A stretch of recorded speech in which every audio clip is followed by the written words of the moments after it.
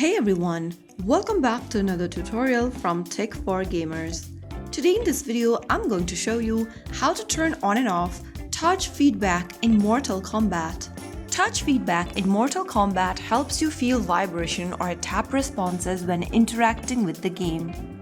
Some players prefer it on, while others want to turn it off to save battery or avoid distraction, so follow the steps below to enable or disable touch feedback easily. First of all, launch open the Mortal Kombat application on your Android or iOS, and once you're inside the home page or the main game menu, go ahead and tap on the settings button at the bottom left corner.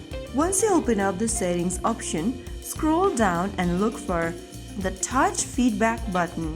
Tap the toggle button right next to it, and then if you want to turn off touch feedback, select off. If you want to turn on 50% of touch feedback, you can select 50, whereas if you want 100% of touch feedback, then tap on 100.